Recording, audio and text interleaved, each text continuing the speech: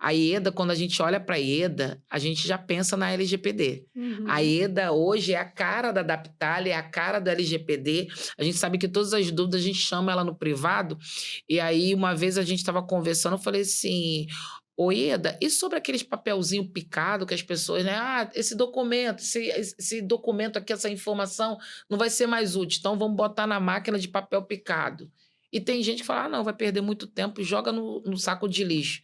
E aí as pessoas vão lá, catam lixo, abre aquilo dali, vê as informações, às vezes guarda, às vezes vai parar no lixão, e nesse lixão vai passando, passando, passando, quando vê, cai na mão de uma pessoa que às vezes é mau caráter, que está armando alguma coisa e pesquisa todos aqueles CPFs que estão ali. Até ter um que vai dar bom, né? Então, assim, as pessoas têm que levar um pouquinho mais a sério.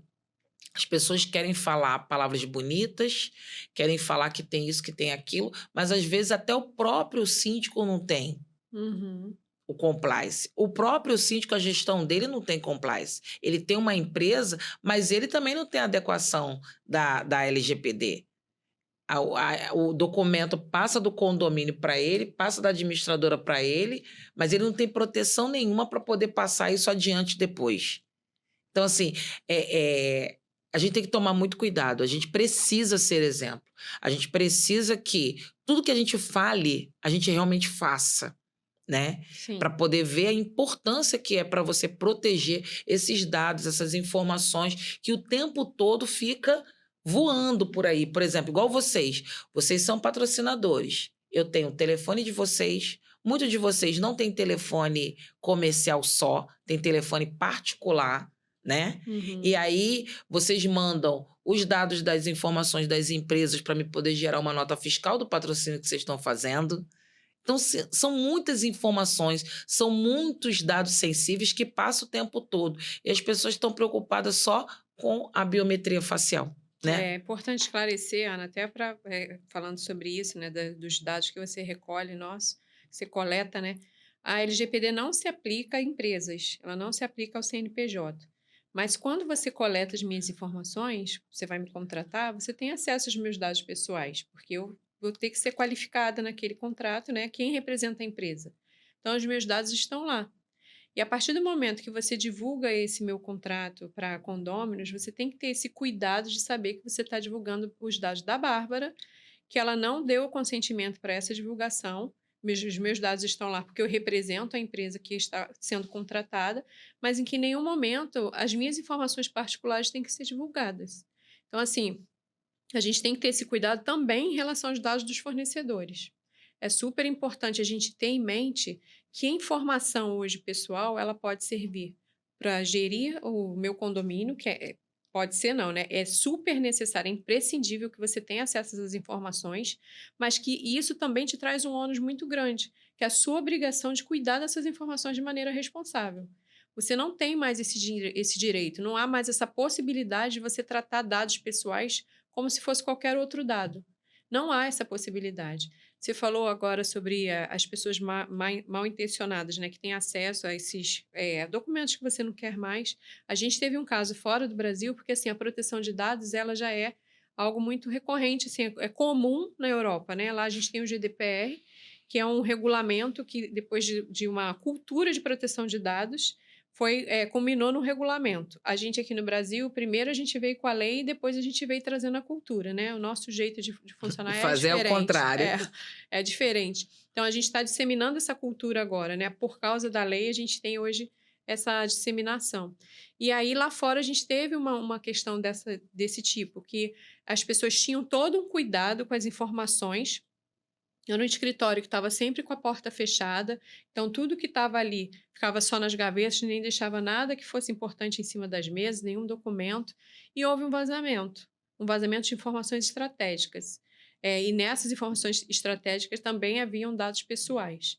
E quando foi feita a apuração para descobrir o que aconteceu, a pessoa que fazia a limpeza, ela tinha acesso a essa sala.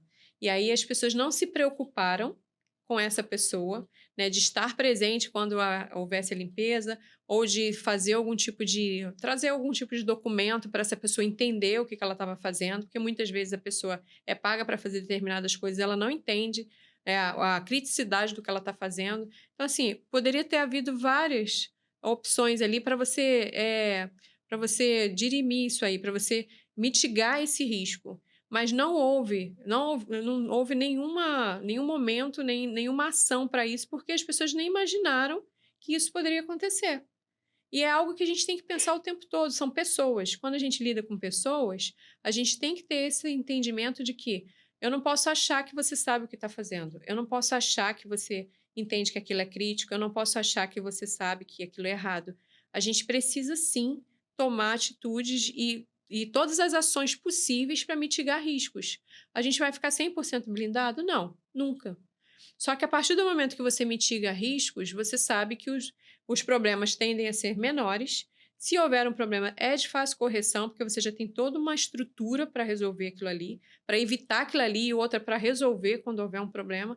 Então, é muito menos custoso para o condomínio e muito menos custoso para a figura do síndico, né? Que é um desgaste emocional enorme quando você tem, imagina, um vazamento num condomínio onde você tem, sei lá, 800 unidades. Você imagina o que pode acontecer com aquilo ali. Não, as pessoas devem ficar revoltadas e cobrar do síndico. Uma coisa que eu falo também, Bárbara, é assim: o mercado condominial ele tem ditado regras no mercado, porque, na verdade, a gente não consegue se organizar. Nós não somos uma profissão, nós não somos contratados, nós somos eleitos. Agora está virando moda destituir o síndico. Então, a gente também fica meio desestabilizado no lugar. Se Uhum. você começa a pegar no pé para poder fazer tudo certo e as pessoas, com suas ignorâncias, entendem aquilo somente como custo, é muito complicado. Ainda mais uma coisa que é nova ainda aqui dentro do Brasil. Mas o que eu mais fico preocupada é o seguinte: a gente fala de condomínio, de condomínio, de condomínio. E aí, quando a gente divide essas informações com terceiros, está havendo também essa falta de cultura de se cobrar. Porque aí você não vai comparar banana com laranja. Se eu estou contratando uma terceirizada, que seja uma terceirizada, ou uma empresa de câmera, ou uma administradora, que já seja adequada ao LGPD, para poder ela fazer o procedimento correto, e aí fica faltando só eu, como condomínio, me adequar. Mas as pessoas não estão preocupadas com isso. E elas estão fazendo as coisas meio que bagunçadas. Então, uma está adequada, a outra não está adequada, e faz aquela miscelânea. Se der ruim, você não sabe nem de onde que vazou as informações. Porque a terceirizada tem contato, a portaria remota tem os dados, a administradora tem os dados, a própria administração interna do condomínio tem os dados. Então, são muitas pessoas lidando com esses dados sensíveis sem proteção nenhuma. Que no final de tudo isso só tem um responsável, que é o gestor que deveria ter cobrado. Não, eu tenho essa portaria e tenho essa portaria. Essa portaria aqui me passou a documentação que está adequada, está tudo ok? Então eu vou preferir essa e descarto essa. Mas eles não Sim. conseguem fazer essa métrica. Eles olham diretamente no final do orçamento. Uhum. E isso é muito perigoso. Esse é o meu maior medo dentro do mercado. Porque, assim, quando a Adaptalha começou no mercado, que eu também fui com você lá para Campos, que a gente fez aquele trabalho de conscientizar as pessoas, de falar, as pessoas estavam levando muito na brincadeira. E daquela época para cá, olha o pulo que a tecnologia e os dados sensíveis deu. Uhum. Nem quase todos os condomínios tinha essa biometria facial. Hoje, dificilmente você chega num condomínio, por mais que ele seja humilde, por mais que ele seja pequeno, ele tem esse controle. Sim. As portarias remotas estão crescendo. Estão transformando os porteiros em zeladores, né? 12 por Uhum. 36.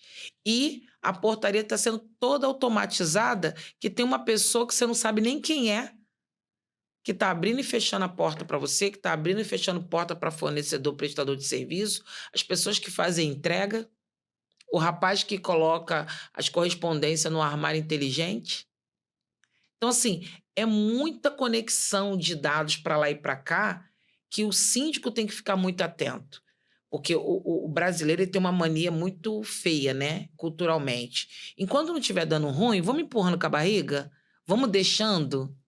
E Uhum. aí, eu acho que quando eu escolho as empresas para serem patrocinadoras do Chá das Síndicas, eu tenho todo esse cuidado.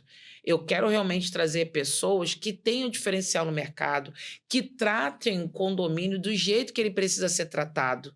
Você tem consciência que as pessoas ainda não são conscientes da importância de se fazer essa adequação, né? É aquele trabalho de formiguinha, falando cases, etc e tal. E aí, a mesma pergunta que eu fiz para a empresa anterior e que eu vou fazer para você. Por que contratar a Daptalia?